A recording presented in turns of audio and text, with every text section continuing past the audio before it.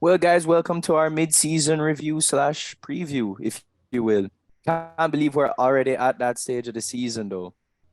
And boy, I have no complaints. Arsenal sitting at the top of the tree. Wow, I never thought I'd be saying this at the beginning of the season. But how the hell did we get there? Theo, tell me what you think right now about Arteta and Arsenal's plan at the moment, because he clearly has a plan. Well, it paid off. Finally did, Whenever people were running out of patience, seemed like Arteta finally found a way to make players play the way that he wanted them to. And to be honest, if you look at the squad, if you compare player by player, Arsenal with Man City, even with Liverpool or other teams like Man United, for example, Arsenal, they're not going to have the most quality players in every position. Let's say a guy like Gabriel, for example. If you can compare him to Van Dijk, there's no comparison there. But Arsenal as a collective is playing much better than all the other teams combined, even City, because Arsenal is 5 points ahead. So that means that they've been playing better for the most part. So as a collective, it seems like Arteta was able to give the message to the players about how to play the way that he wanted them to play. And Arsenal is not dropping points anymore to shittier teams like they used to in the previous seasons. So that's to me what's making the difference for Arteta's squad right now.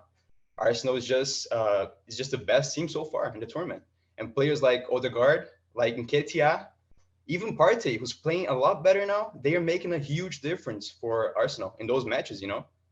So Arsenal deserves it for sure, and you should be happy because that's not gonna happen again, man.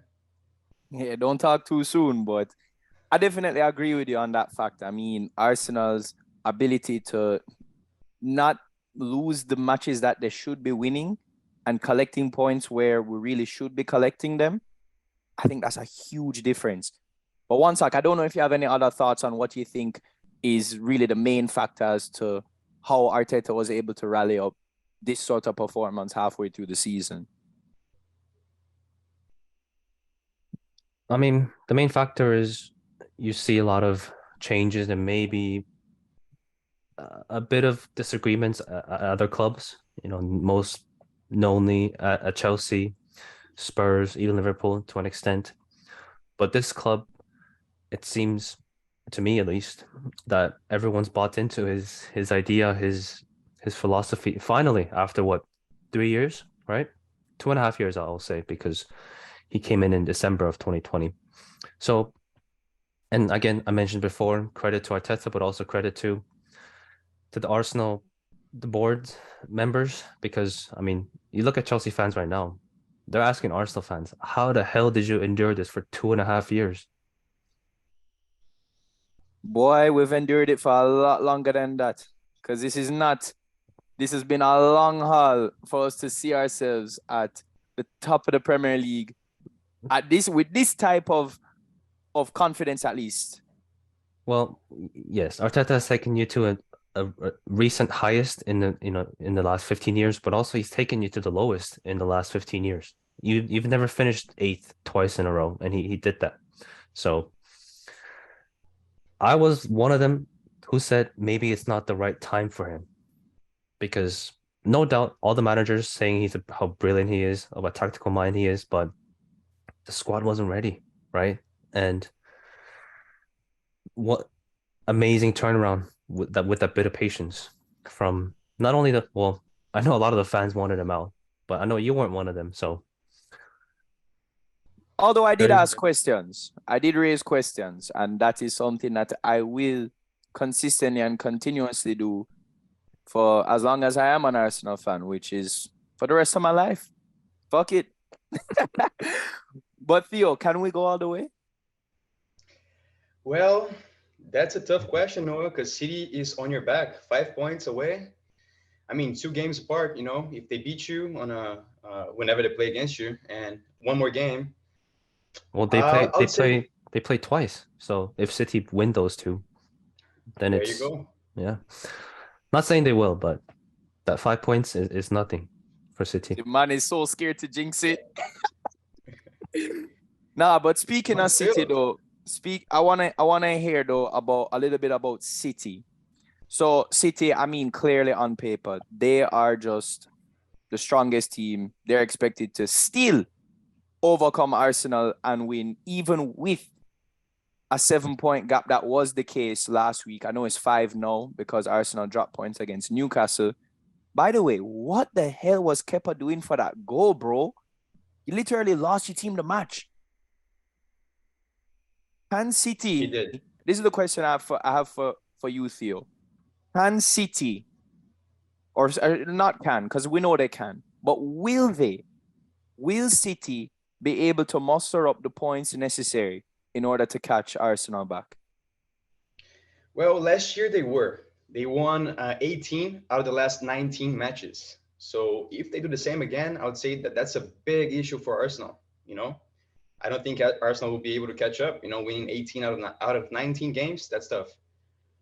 But City can't drop points anymore, like to teams like Brentford. You know, playing at home against a weaker side like Brentford, you just can't drop any points. I mean, you got to take all 3 points there. If that keeps on happening in the second half of the Premier League, then I would say Arsenal should be able to cruise, should be able to cruise through the second part of it. But I see City as this super strong squad. They have multiple players on the bench who can replace. You know, they have replacement. Which, if you look at a side like Chelsea, they don't have any replacement right now. I mean, half of their squad is injured right now. So City don't have that type of issue right now. So if anything happens to City, if players are injured or if players are not playing the way they should, then Pep Guardiola has other pieces to explore. So I would say City should do a better job in the second part of the Premier League right now. But Arsenal should be able to cruise, not cruise, but I'm Yeah, I not was gonna about to say say cruise, cruise is not the word to but use here.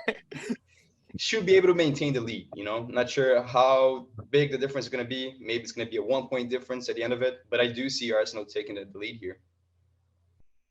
Well, to be honest, I don't know if I agree with your comment on City's depth. I don't think they have it anymore.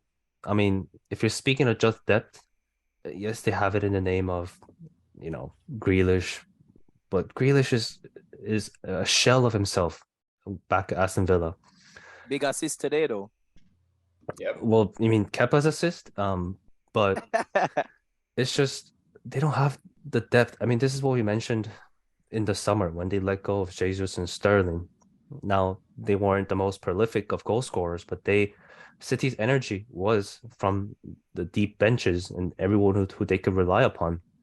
Jesus and Sterling Sterling, I think it was Sterling. He came off the bench and provided the assist that won City the title I think it was last day of the season, right? So they just don't have that. So I don't know if I agree with that they have better depth than other teams. But like you said, both times against Liverpool, they went on an incredible run, right? Last season as well, and 3 years ago, where both teams won their last 15 games in a row.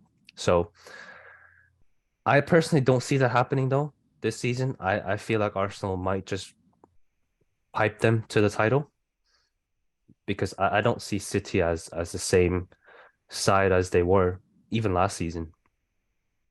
No, it's because you want to jinx it. That's why you're saying it. I No, mean, no, I clearly, just no. I've already told you that I would prefer City to win it. I don't care about City. It's that's my just point. You want to jinx it, so or reverse jinx, I should say, reverse jinx. no. I genuinely believe City have less of a chance than Arsenal do. Genuinely. Boy, I mean, City have the experience of catching up, as Theo said. But one thing is for sure, this is going to be a very interesting second half of the season and a very interesting title race. Arteta Well, has, yeah. I mean, what about you? What do you think? I'm not gonna jinx anything, bro. I don't have any answers now. No jinxing, bro. My mouth Well, is shut. well, I'm sorry, but this podcast isn't the place for you to save your jinx or your Oh, definitely, I'll superstitions. tell you that. You're not gonna get me, bro. You're not getting me. I am not jinxing anything. Hopefully that should be my answer for you guys, honestly. But yeah, I'm not jinxing a thing. I'm going in with a lot of hope and I'm going in with a lot of promise. Arsenal looking very good.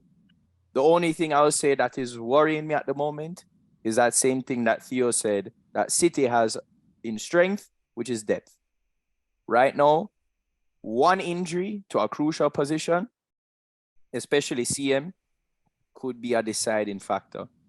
We had one with Jesus, which a lot of fans thought Nketiah may not be able to keep up, but boy, he's doing the works at the moment.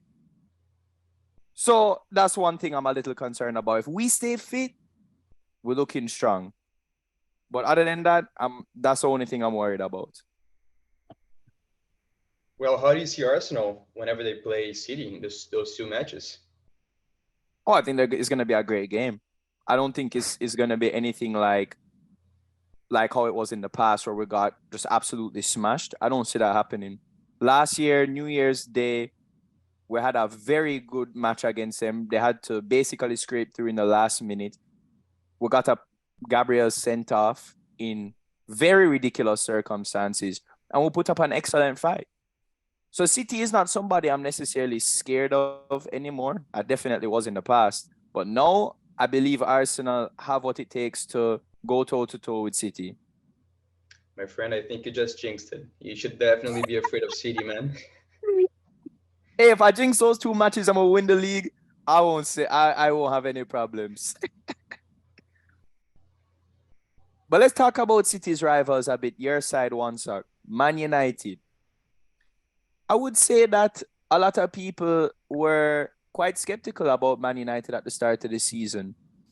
But Anthony signing, Eric Ten Hag coming in, breezed through the drama, got through the rocky stage, seeming like you guys are turning a corner. Do you think that that turn of corner and the way you guys are heading, are you guys going to make the top four? I'm not satisfied with the top four.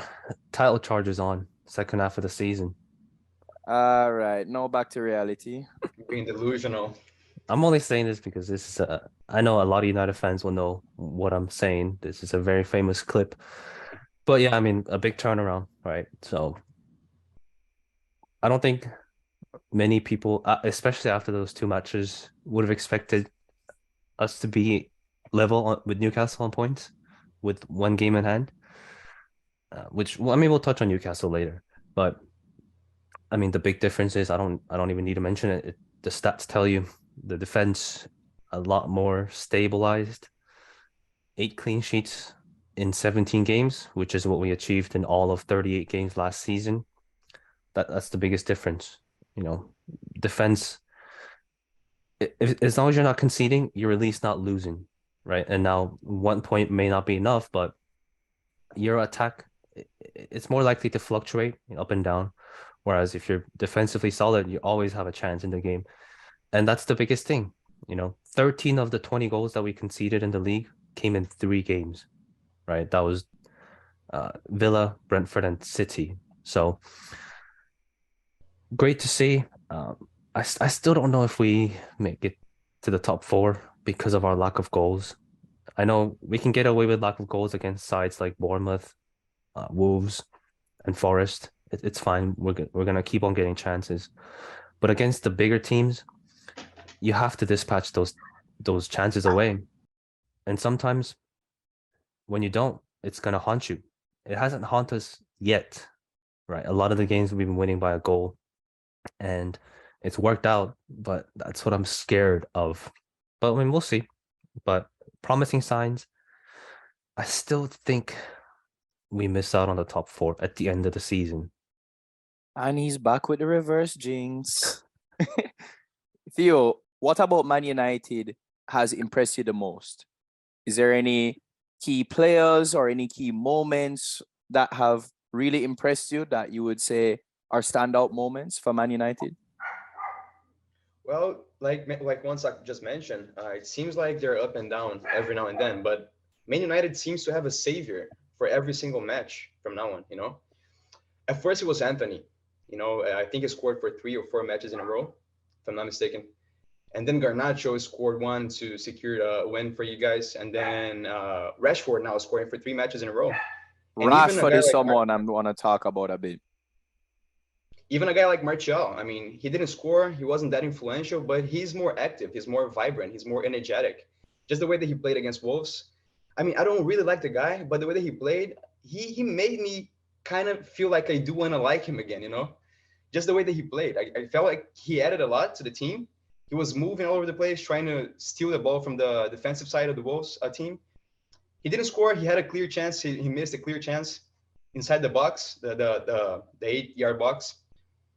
But still, I feel like United always have the savior. You know, if it's not one of the attacking players, it's a guy like Casemiro or it's a guy like Christian Eriksen. You know, they all. It seems like they're gonna be able to pull it out. You know, whenever they tie in a match, it's a tough match. Someone's gonna score a goal for United. So I'm not sure if they're gonna be able to finish top four because I do think that Liverpool is gonna come strong in the second half of the season, and we're just 7 points away. It seems like it's a lot, but actually at the same time it's not. I mean, once I gotta be honest. I think we're gonna catch up to you guys. So I'm not sure if you're gonna finish in the top four, but I do see United coming strong for the second half of the season. It's just a matter of are they gonna be able to keep on having the savior who's gonna score for them in this crucial matches, you know?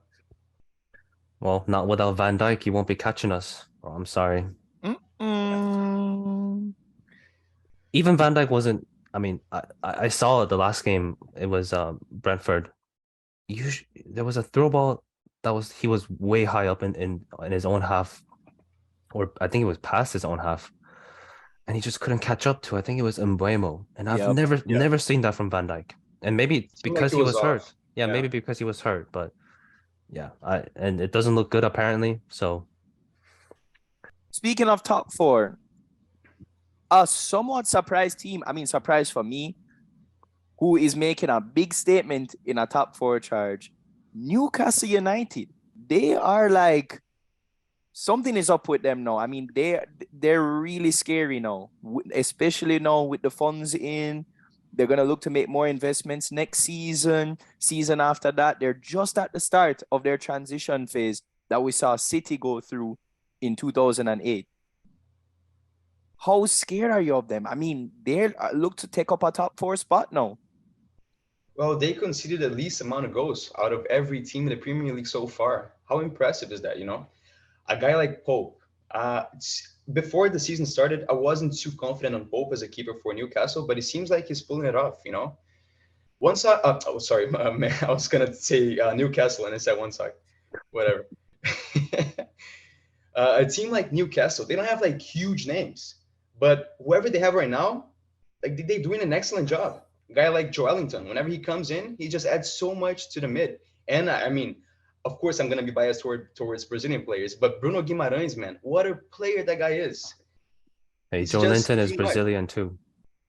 I That's your know that's what I Brazilian boy mentioned. too. Yeah, whenever they faced Arsenal, playing in the Emirates Stadium, you know, they didn't concede a goal to Arsenal, to the almighty Arsenal. I mean, that's impressive. A team, a side like Newcastle, they do have a lot of money right now, but they don't have big signings yet. A guy like Saint Maximin being benched for most of the games of the season. I mean, that's just impressive for Newcastle, I think. Credit to Eddie Howe. I personally don't see them qualifying for the Champions League though. You would say they benefited from not having a stature of one of the big six clubs. You know, I mean, it's different, right? You hear players talk about players from the lower half teams. When the bigger teams come into town, it's a different mood, right? You prep different, your mindset's different, your adrenaline is a bit higher. I don't know how it works, but and Newcastle weren't one of those teams, right? But now they are, and I think they'll start to feel those effects in the second half of the season, and that's their defensive structure. It's sublime. I mean, when I saw the match against Arsenal, oh my God, they're just they're just stifling you. There's no space. You know, you try to get past Dan Burn, there's Joe Linton there. So I give them credit for that structure and that cohesiveness, but you have to admit that they're benefiting from not having the stature of a top club. And because of their position right now, they'll face that a lot more in the second half. And I ultimately see them coming down and out of the top four position. Well, Zinchenko was killing them in the second half, to be honest, at least with his passes. He was breaking the lines every time. He was able to find spaces in between Trippier and Schär all the time. So that kind of raised, a red flag for me, at least. I mean, if they keep giving those spaces in the second part of the season to teams like Liverpool, like Man City, bigger teams like Man United, I think those teams are going to be able to capitalize on those spaces. But as long as you are tight on defense, you don't give those spaces, I think they're going to be fine. I'm not sure if they're going to be able to finish top four, but they're doing an excellent job so far. How about Tottenham now? A side that you once said was going to win the league. Again, back to reality. Are they even going to make top four? I think so, and this just comes down to having goals in you, and a lot of teams don't have that. Not even, well, maybe Arsenal do in the form of multiple players, but not many teams have that, you know. And maybe if we were recording this before the Palace game, I would be in a bit of a different tune. But Palace game, they thrashed them 4-0, and not just the result, but you saw kind of glimpses of them going back to what they did well last season, right? Kane dropping deep, whereas Perisic, the new signing, kind of got in the way of Son, right? In the Palace game, he was more as a traditional wingback, and it allowed Son to get into the middle. His form needs to improve for Tottenham to really climb up the table, but I think ultimately they do, because remember second half of the season last year, that's where they also really sped up and climbed up the table, right? Remember, so I would fancy them to make it into the top four at the expense of Newcastle, probably. Theo, I want to ask you now about a manager. Antonio Conte. How much time are we going to give him? How long until the footballing world decides and just fully establishes that this guy is a fraud? The man is asking, he says, every single window or every season, they're going to need players of 50 to 70 million. The man is clearly blatantly coming out, requesting money and saying that his squad is shit. How do you think his squad feels after that? It's not right from a manager perspective. How much time are we going to give him? Well, I would say the end of the season. Let's see how he's going to do. But people are saying that Mourinho was able to do more with the squad that he had, which was worse than what Conte has right now. So Conte should definitely be doing better with the squad right now. He should be fighting. He should be fighting for the title, like Wansak mentioned. They should be one of the favorites to winning the Premier League this season. But they clearly are not as prepared as other teams are as far as the defensive awareness. A team, a side like Arsenal or Newcastle, they're not conceding goals. Even City, who has conceded 16 goals. But Tottenham conceded in 9 matches in a row. That's a lot to concede. If you want to fight for a spot in the top four, you can't concede that many goals. You got to have a tougher defensive system. As far as Conte goes, man, that's just basic psychology. You're just pretty much going against your own squad. So if you're a player, how are you gonna feel if your manager is saying that you need more signings, that your players are shit, that you got to be signing more expensive players, more quality players. So if you're a guy like Emerson Royale, for example, or a guy like Eric Dyer, you're gonna feel like shit, and that's gonna affect your performance on the pitch. You're gonna make more mistakes. A guy like Hugo Lloris, Hugo Lloris is not a bad keeper, but he's been having bad performances. Not in the last match against Palace, for sure. He was great. He at least 3 or 4 saves, like pretty good saves. But he's not been performing the way that he was in the previous seasons. So that's just on Conte, I would say. He's the manager. He should be with the squad, not against his own squad. Even though what he says might make sense sometimes, he can't be saying that kind of shit publicly. Yeah, just sounds like a typical complainer to me. Speaking of complaining managers, your manager, Jurgen Klopp, probably the number one complaining managers in my book, at least. He's got a lot to complain about. He has got a lot to complain about at the moment. Performances are shit. Van Dijk is injured now. You're sitting in sixth place. Things are just not looking good at the moment. What do you see for your side, Theo? I Things know will you look said better, bro. Things will look much better. no. I know you're saying you think you're going to come back to the top four, but how? Performing, being smart. I just don't. I don't feel like the choices that he's making at the moment are the best ones. He started Oxlade-Chamberlain for the previous three matches. I mean, I don't agree with that. You have better players than Oxlade-Chamberlain in the bench. You know, a guy like Fabio Carvalho, why don't you start him? Why you keep on playing Oxlade all the time? Even though he scored against Brentford, I don't feel like he adds too much to the team as a whole.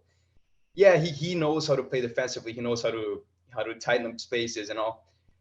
But I just don't feel like he's making the right choices. I feel like he should be adapting to the match that he's going to play. So let's say this match against Brentford right now.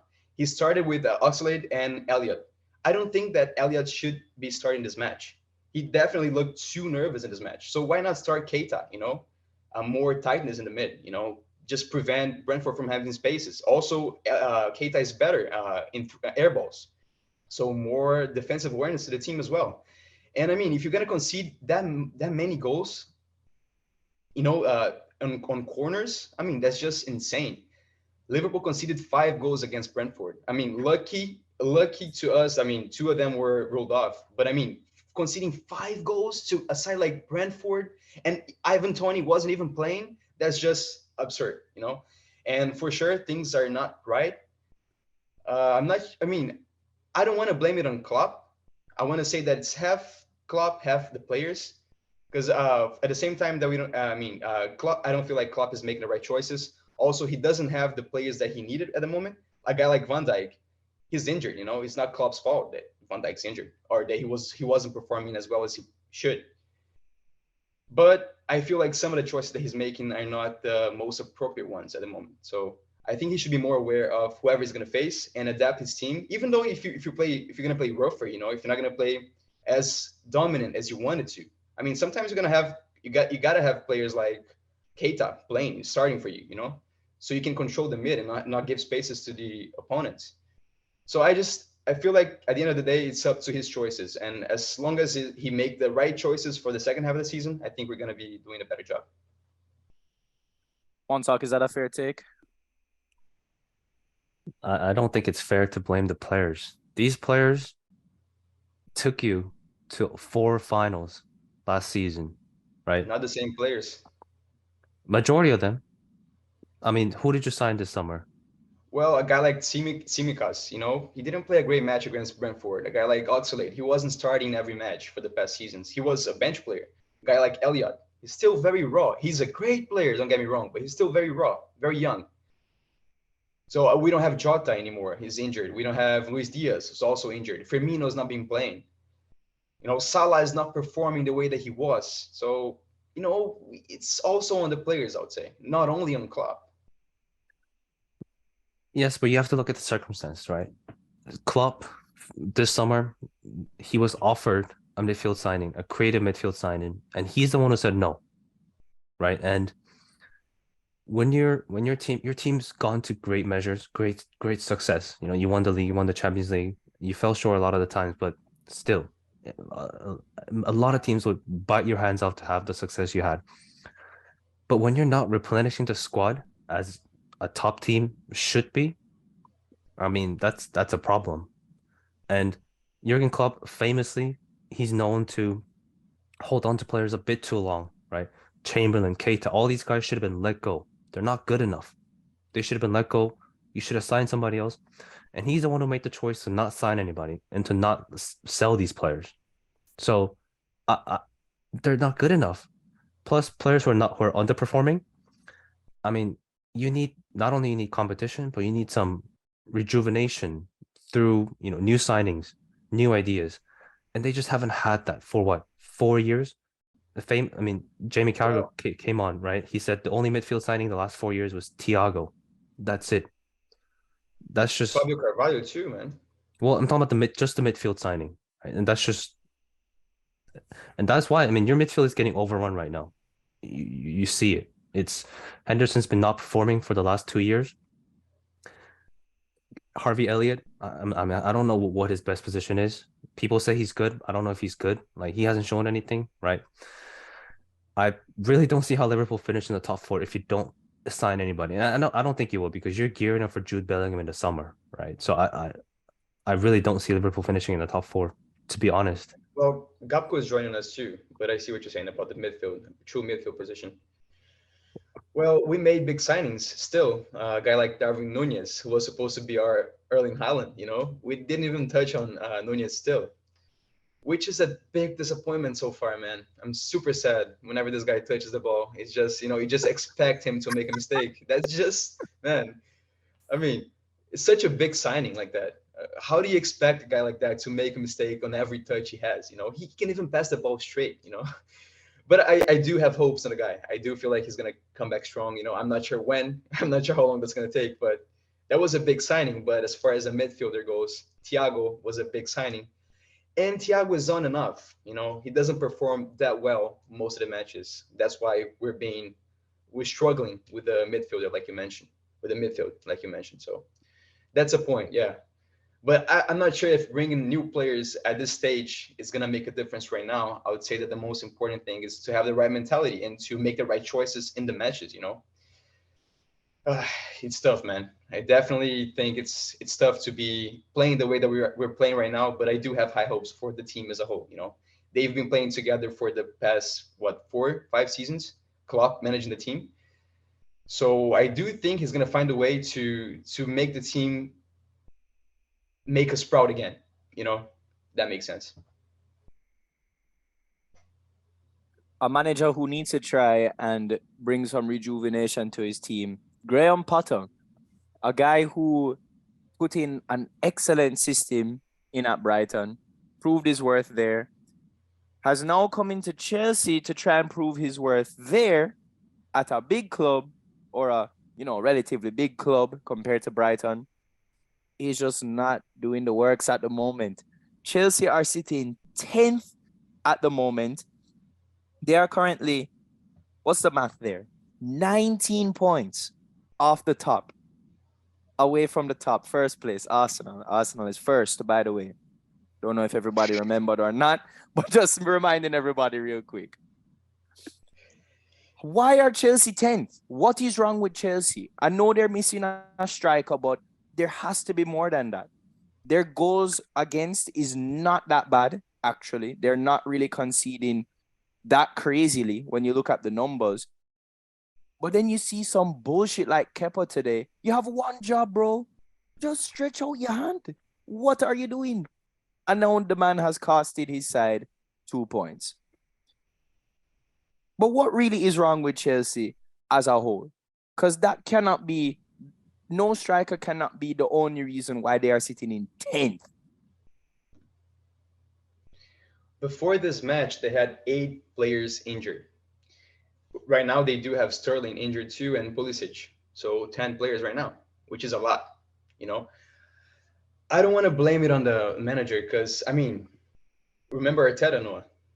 You know, 10th he was though? doing a poor job. Huh? 10th though? No, come on. Arsenal were in 16th at one point. Come on. No, You're bro, but right.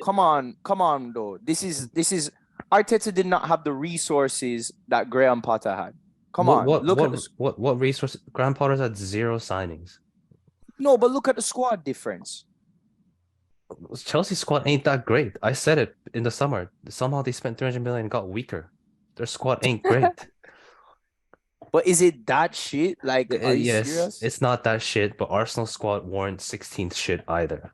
That's all I'm trying to say. It's a fair comparison. I don't know if it's that fair of a comparison, to be honest. Arsenal's players were way younger. Like, that was a really raw squad, and the quality was not there when Arteta came in. Bro, man had like Socrates, bro. Man had Socrates and Kolasinac. It's not comparison, bro. Come on. Still doesn't justify that he was 16th. But anyway, it's just going back to Chelsea. You would expect a team of Chelsea stature to create something, right? At least in the last 30 minutes. And I don't think they did.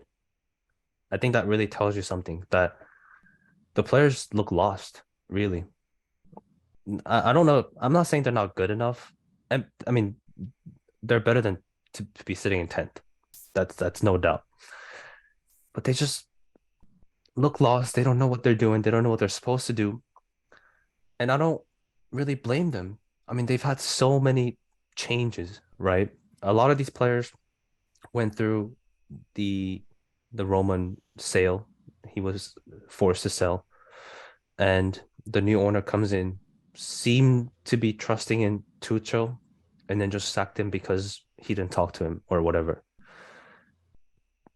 Graham Potter might work out in the end, but I just didn't agree with that decision. And ultimately, I think that's what's gonna cost them the season. Thomas Tuchel, at least he was winning. He was playing a good game, if that makes sense. If you watch Chelsea games, it made sense. You knew, they were going to dominate most teams. Whether that translated to goals, it didn't always, but they always played okay and well, and they dominated teams. Under Graham Potter, they're not even doing that. And I just feel like there's also injuries, of course, but I just feel like maybe that step up was too big for him. He looks a bit out of his depth right now.